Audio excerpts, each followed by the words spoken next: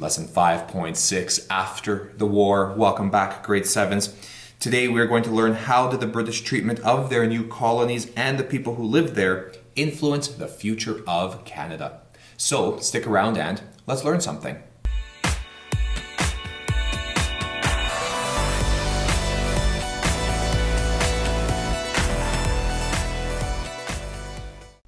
How did the British treatment of their new colonies and the people who live there influence the future of Canada? Like I said in the welcoming portion, welcome to lesson 5.6, After the War. Well, we know at this point in our history, the war is now done. But just because it was done doesn't mean that there aren't any more challenges. There's still a ton of challenges. So everybody is challenged by the end of the war. The Canadiens, the English newcomers, the First Nations, the Métis. The big challenge that remains is how can all of these people live in a single colony governed by a home country that is weeks away by sailing over across the Atlantic Ocean. So here's our challenge. So we're going to start with the First Nations. The big thing for the First Nations is that they're worried about losing access to the land that they've always had and the land that they've had before the Europeans' arrival to North America. So what's going to happen to them?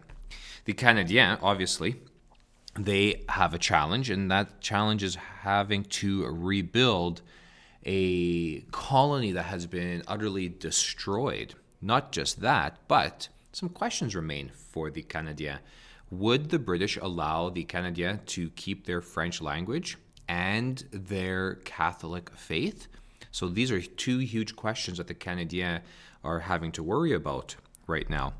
And then obviously the challenge for the British is we have now 70,000 additional people here in these colonies that we now have to govern.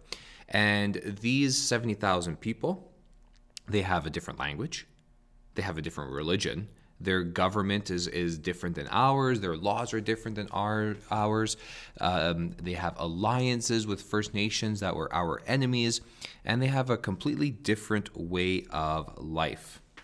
So we're going to take a look at these challenges by starting with the Treaty of Paris from 1763. And you can see the map here. The French are almost entirely gone, right? The war for New France, even though this is the Treaty of Paris in 1763, the war in New France ended in Montreal when the French surrendered in 1760. But the war itself actually continued for 3 more years. It just wasn't happening in North America anymore, but it was happening across the globe.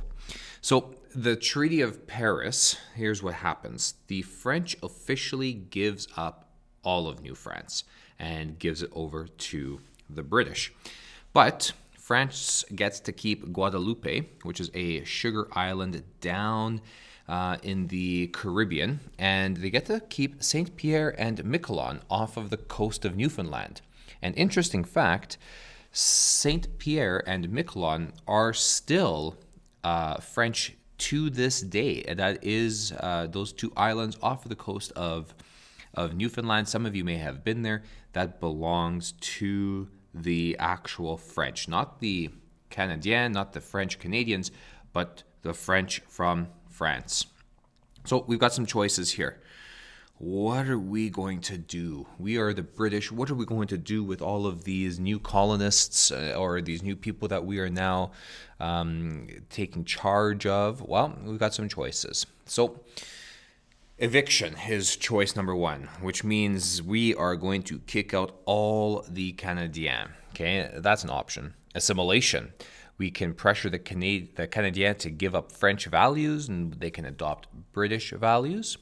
Or we can choose accommodation, which in long story short, we're going to leave the Canadiens alone to do their thing. We will govern them, but they can do their things. What about the First Nations? What are we going to do for the British? Are we going to make land agreements with them? And how are we going to reward the people who were from New England who fought for us? Are we going to allow them into Quebec to set up businesses, because that's ultimately what they want. There's a table here on the right-hand side, and we've got New France on the left. So we've got Quebec. This is a region of New France, and before 1763, it was the most heavily settled part of New France. It was the biggest town in all of New France. After the Treaty of Paris, it's a British colony. Nova Scotia, before 1763, all but Cape Breton became British in 1713. So there you still have Acadians there, but the Acadians were expelled in 1755, if you remember from the previous lessons. And after 1763, Cape Breton is added to the British colonies. Cape Breton was at one point controlled by France. Ile Royale is what the original name was, well, the original French name, that is. And then after 1763, well, guess what? It's now a part of Nova Scotia, controlled by the British. And then Newfoundland has been in British possession for a very long time, but the French were allowed to keep a small portion along the shoreline for fishing, but after 1763, the entire island is under British control, except, like I mentioned, Saint Pierre and Miquelon, which still today are part of France. So this brings us to the Royal Proclamation of 1763, not the Treaty of Paris, but the Royal Proclamation. So of those options, the British choose to assimilate the French. And King George III, he lays out some plans on how we're going to do this.